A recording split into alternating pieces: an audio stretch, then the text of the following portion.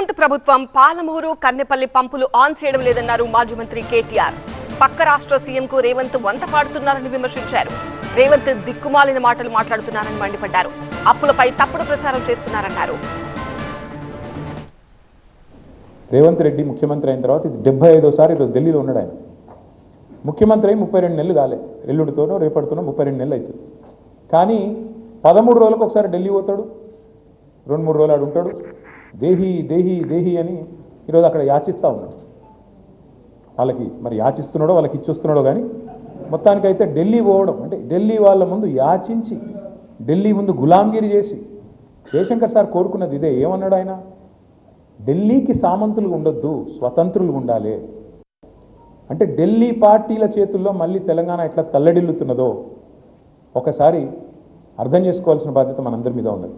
ఎందుకంటే ఢిల్లీ పార్టీల చేతుల్లో జుట్టు అల్టిమేట్గా ఎవరి చేతులు ఉంటే వాడు ఆడిచ్చినట్టు ఆడతారు వాళ్ళు. అదే తెలంగాణకు నికార్సుగా తెలంగాణ కోసమే పుట్టిన పార్టీ, తెలంగాణ కోసమే అల్టిమేట్గా ప్రాణాన్ని పనిపెట్టడానికి సైతం పనంగా పెట్టడానికి సైతం మరి వెనకాడకుండా నడిపించిన నాయకుడు ఉంటే ఆ పరిస్థితి ఉంటుందా?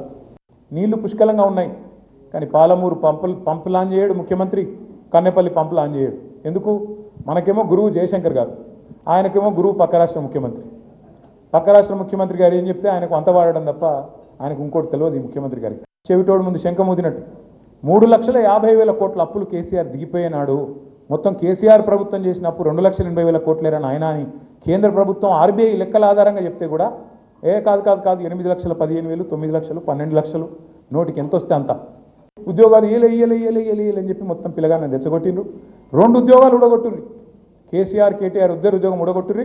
మీకు మొదటి సంవత్సరంలో 2 లక్షల ఉద్యోగాలు ఇస్తా అని చెప్పి ఆశ పెట్టిపోయిండు అశోక్ నగర్లో రాహుల్ గాంధీ. ఇవాళ మరి ముఖ్యమంత్రి గారు చెప్పాలా, రాహుల్ గాంధీ చెప్పాలా? ఎందుకు ఇస్తలేవు మరి ఉద్యోగాలు?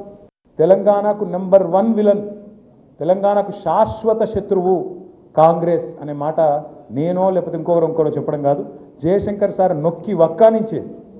ఒక తరం కాదయ్యా, 3 తరాలను ముంచిండ్రు వీళ్ళు, దుర్మార్గులు వీళ్ళు. జవహర్లాల్ నెహ్రూ టు సోనియా గాంధీ దుర్మార్గులు, ఈ పార్టీ దుర్మార్గ పార్టీ అని చెప్పి పదే మాకు నూరిపోసింది జయశంకర్ గారు.